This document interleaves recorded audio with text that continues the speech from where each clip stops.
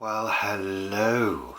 It's Richard and Paul in the kitchen. It's been a long time coming, hasn't it, Paul? It has, rather. And I know you've all been chomping at the bit for more cookery videos, so here we are on this very, very dull, cold, wet February morning. And this new series that we are producing, and you notice I'm behind the camera this time, because Paul is the star of the show, because he is the expert in cooking with our Instant Pot, which was a gift from Courtney and Dave quite a while ago. Yeah, a few years ago now. Yeah. And I have to say, Paul, this has been used a lot. Yeah, I Courtney and Dave, when I saw another gadget, you sent it to us and I saw a gadget and I thought, oh no, a gadget. It, I think, is one of the best things we've ever had in a kitchen. It really is. I use it, I would say, at least 3 times a week. Oh yeah, definitely. Yeah. And the thing is, it provides the kind of meals that we enjoy, which are sort of one-pot meals. Yeah. Everything's done in one go. And also, it's kind of conducive to good batch cooking. Oh, absolutely. Isn't it? Absolutely. I mean, what we're doing today is 8 really good portions, or 10 sort of normal size portions, if you see what I mean. So yeah, it's great. And of course then we freeze things. So we've got the freezer here actually. So things then get frozen and they have their name on them. So I know what it is. And one of those is enough for 2 portions, and then we serve it with pasta or rice. Absolutely. Or whatever else we've got. Yeah. Bulgur wheat, couscous. Yeah. And bulgur and rice get cooked in here. So before we start the cooking process, let's just have a little chat about the Instant Pot itself. So the model that we have is a Instant Pot Duo60, and it's 5.7 litres. Yeah, yeah. So, I mean, really, these recipes in this series can probably be adapted to other models and also stovetop models, because this one that we have is an electric pressure cooker. And really, these videos are not really how to use a pressure cooker. It's just how to do these recipes in this particular model. But I'm quite sure if you are adept at using your pressure cooker, you would be able to adapt them. Yeah, and of course you can adapt this to cook actually in a sort of casserole on the stove as well. It doesn't need to be in the Instant Pot, but that's what we're doing today, Instant Pot cooking. Yeah, and just to talk a little bit about the sort of ordinary cooking methods, I mean, there are a few differences, aren't there, Paul, between cooking on the stovetop and cooking in the pressure cooker? Yeah. I mean, if you're on the stovetop, you're going to generally be sort of frying off your vegetables first, and then you're going to be adding other things in. You're most probably going to be using a bit more liquid, because as things bubble away, the liquid evaporates, where in an Instant Pot, what you put in there stays in there. So the amount of liquid you put in is really quite important, because otherwise it can get too runny. So if you're looking at a stovetop recipe and you want to change it for the Instant Pot, maybe cut down on the amount of liquid that's going in. Yeah, I mean, there are a few considerations, mainly to do with liquid, but also with the Instant Pot. I mean, I remember when I first had a go, you were out, and I thought, oh, I'll have a go. And within a few minutes, it was saying on the little screen that you can see illuminated in red there, it's currently off, it said burn. Yeah. And I could smell a burning smell. And apparently that's to do with the order of the ingredients going into the Instant Pot. So that's a consideration. It's Absolutely. kind of counterintuitive, isn't it? Yeah, and so we're going to do things in the right order so that you don't get burn. And as long as you sort of follow this order type of thing with other recipes, you should be absolutely fine. And also, this is a no stir version. We're not going to be sauteing off the vegetables first, which you can do in the Instant Pot if you wish, but we're not going to be doing that, and we're not going to be stirring anything. It's important that we put it in effectively in different layers and build up the layers and then pop the lid on. Yeah, and I mean, it's interesting, isn't it? Because the Instant Pot it can be used in many different ways. I mean, it could, like you say, it can be saute. You can use it to saute. You can use it to do regular cooking in as well. You can use it to do slow cooking as well. Absolutely, you can do yogurt, you can do rice, you can do porridge, you can steam in it. Yeah, it's a multi-use pot. But I think for us, it's the fact that everything can be literally sort of bunged in, and it's all done for you effectively, so it saves time. Let's just talk briefly, before we get on with the recipe, about timings of things. Now, you said to me earlier, Paul, that actually in terms of time, it doesn't really shave any time off in terms of prep and all of that, because you've had to prep all of this stuff. I mean, I don't usually put things into bowls like this. No, but I think you should, because it's rather pretty.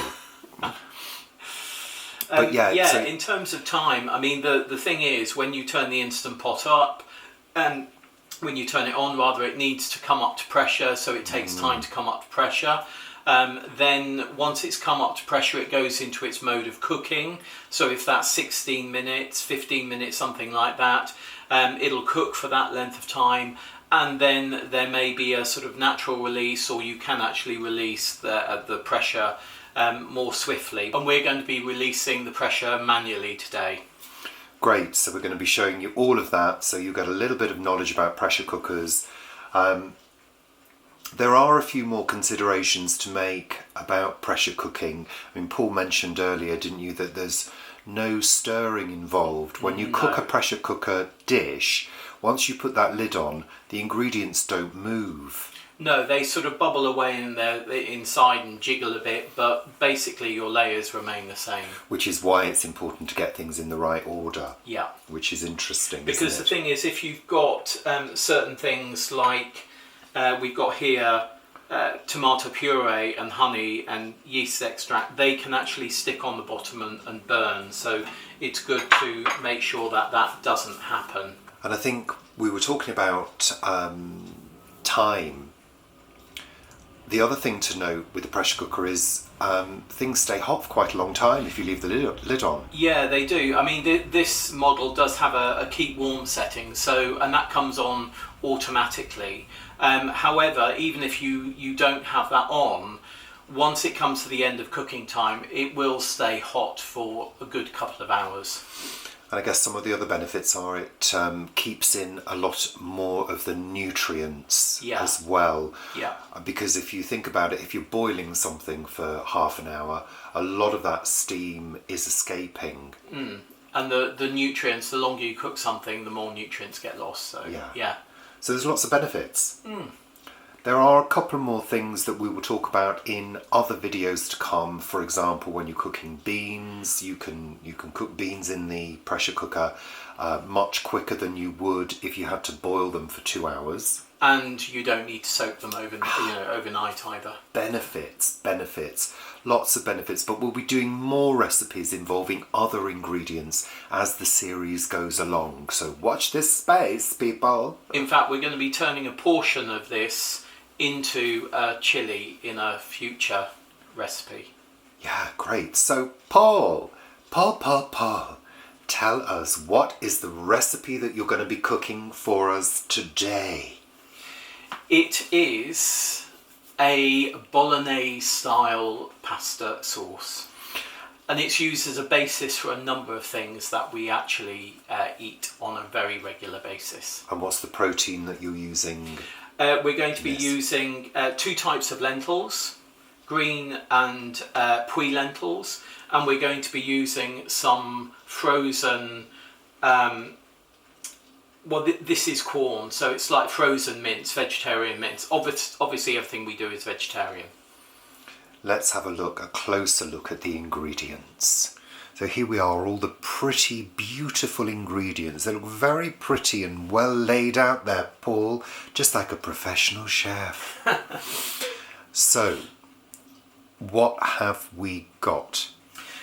We've got olive oil, onions. We're using red onions. If you want to use white or yellow, that's absolutely fine. Celery and carrots. Now these have been sort of chunked up into sort of centimetre bits, but some of them you can see here are a little bit smaller. The smaller ones will break down and add sort of depth, thickness to what we're doing. Then we've got puree lentils, obviously sometimes called French lentils, green lentils. These have been washed. Mixed herbs, garlic, sun-dried tomatoes. These are dried, not from a jar, but if you wish to use a jar, take all the oil off. Bouillon powder. If you want to use salt instead of bouillon, please do that. For those of you who aren't sure what bouillon is, it's vegetable stock powder. Absolutely. So if you want to use stock cubes, you can use those as well. Pepper, as I say, tomato puree, yeast extract, honey, tomatoes, frozen vegetarian mince, and water.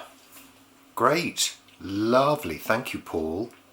So here we are with the Instant Pot vessel. Now, before you pop that in, let's just show people that just sits in. Yeah. So the heating element is in there. Yeah. So that just sits in there, and we're going to start off with the olive oil, Paul.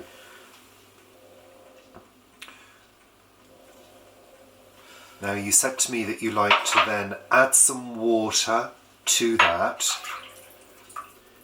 container that had the olive oil, 50 ml of water, and bung that into the base. So you've got olive oil and water in the base. In go the onions. In goes the celery.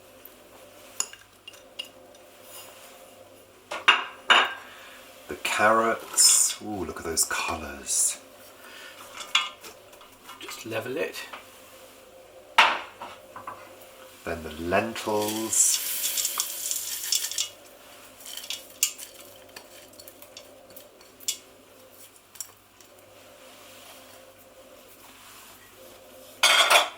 Then the garlic. And you just level things off gently with your hand? Yeah, I'm just tapping down a little bit. Garlic, wow, lots of garlic. Lovely. And then the herbs. Some dried tomatoes. It's like a sort of layer, isn't it? You're layering them. Then the veggie mince. You can see some of those are still frozen. Yeah. Then the tomatoes, 2 tins of plum tomatoes. You don't have to chop them up then, Paul, no? I put a knife in, a serrated knife, and just chop them a little bit, but left them chunky. If you want to use your own tomatoes or chopped tomatoes from a tin, then fine. Yeah, lovely. I've just splashed up there. Oh dear. Oh well. And then you're pouring your water into the tin to swirl it round. Yeah. Get as much of that tomato in there. Lovely. Yeah, we can see you doing that. So that goes in. And the rest of the water.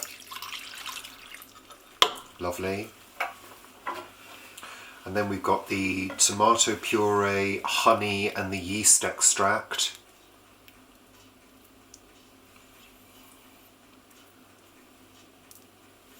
Perfect. Clean hands.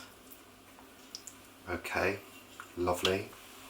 And then finally the vegetable stock powder, and was that salt and pepper?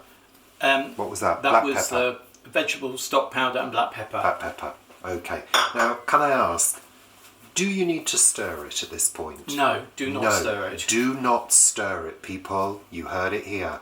So, Paul, you've got the lid. Now, the lids go on in a specific way to secure them.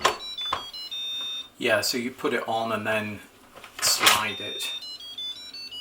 And you heard that audible signal telling you that the lid is secure. Yeah, it's properly shut.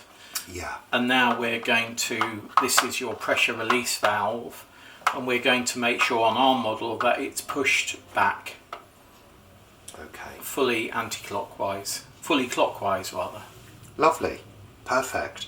And that's the valve. You've got a little valve next to it which will close up once the pressure is reached. Yeah. And then that little thing you were just twiddling with, Paul, that is the actual release valve, which will be turned the opposite direction to release the steam eventually. Yes, carefully. Yeah, we'll show you how we do that. So here we have the control panel on the Instant Pot, and you can see there are lots of different buttons that do lots of different things. So which control buttons are you going to be using today, Paul? We're going to use the pressure cook here. Yeah. We'll just have a look at the pressure level, though this will already be set for us at high, I think. This is the keep warm, which will come on automatically, but we're going to be turning that off. And if at any point you need to turn it off because you might have, let's say you forgot to put something in and it hasn't reached its pressure yet, you can use cancel. What button are you going to press first? So I'm going to press pressure cook. Yeah. Okay. You can see here low pressure, high pressure. We're going to be using high pressure, so it comes on automatically for high pressure. I'm using this now to set 16 minutes. So 0016 is 16 minutes, and we're going to take the keep warm off. Okay, and so will it go into its cycle automatically now? It will go into its cycle automatically, yeah. So what will happen now is the heating element in here will start heating everything up inside, and then when it comes to pressure, the little top bit will flip up, and then the pressure will build up, and then it will start cooking for 16 minutes. So now it's saying on. Yeah. That means it's started its process. Yeah, it's Lovely. started warming everything inside. Brilliant. So we'll come back once it's cooked, gone through its cycle. We will come back and have a look at how we release the pressure.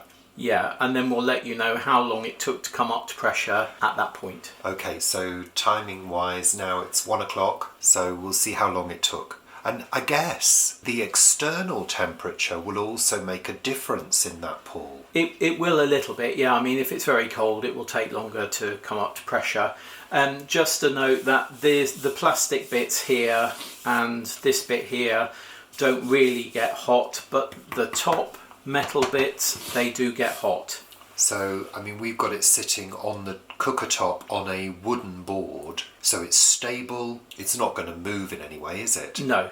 No. Okay. Lovely. We'll come back later. Thank you, Paul. So, just to show you, the machine has just come up to pressure, and you can see that silver round valve has popped up, which means it's starting its cycle of cooking under pressure. So that beep tells us that the cooking process has begun. Now it took about 20-25 minutes to come up to pressure today. I think that's probably because it's such a full pot, and also the temperature's quite low today. So we'll come back after the 16 minutes is up to release the pressure.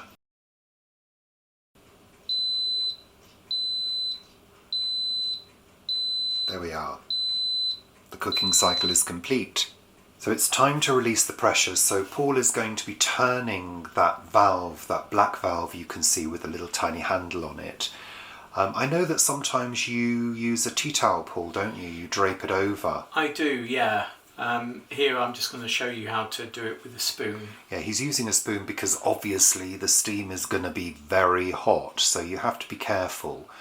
But it's, nothing like the pressure cookers of old, Paul. No. Where you had to run it under cold water and do all sorts of tricks and things. In fact, it's important to say do not run this under cold water. No, it's an electric machine. What I'm going to do is just turn it off. Okay. Because I usually turn it off anyway. Here we go. You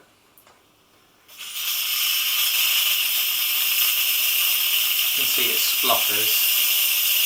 Yeah, so, you do have to be careful.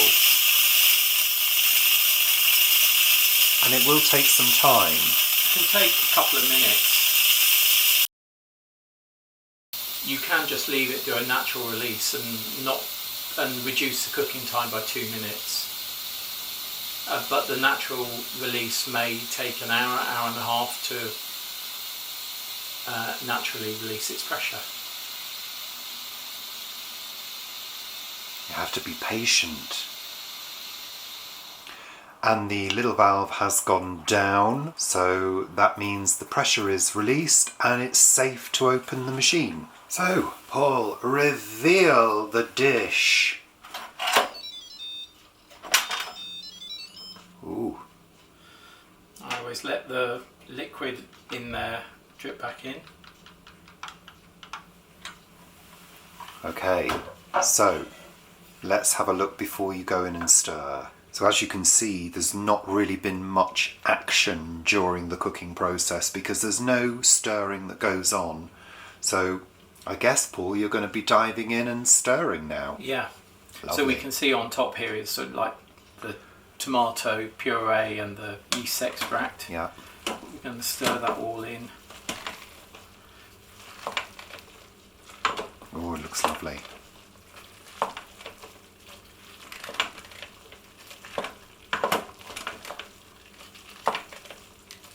And of course this process of stirring not only makes sure that your tomato puree and your honey and the yeast is all the way through the mixture, but it also breaks down some of the carrot and some of the lentils. Would you advise to let it stand for a little while just to let the flavours infuse a bit? Well, I think you can. I think the flavours will be fabulous as they are, but they'll be even better tomorrow. The flavours do infuse, even if you let this cool right down and put it in the fridge. The flavours will infuse overnight. Yeah, I mean, you know, any dish, well, a curry, a bolognese, a chilli is always better the next day, isn't it? So, great. So I guess we probably need to do a little taste test, Paul. Yeah. Don't you think? Absolutely. Okay. Well, the proof is in the eating, as they say. Oh, it looks lovely. It's very hot. Well, yeah, it's just cooked. We're not having this for our lunch because we're having another lunch. We're just tasting it for the video.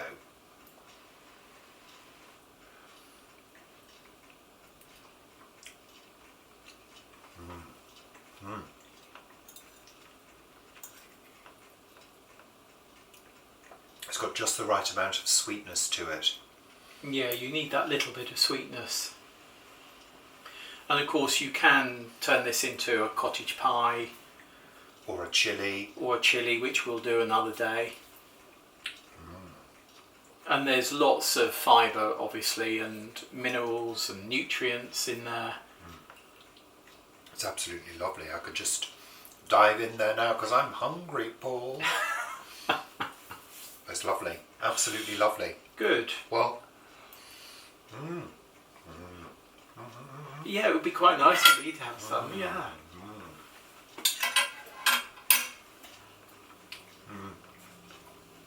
There's still a little bit of firmness with the lentils. They're not completely broken down, which is good. I like that. The mince is just nice and soft.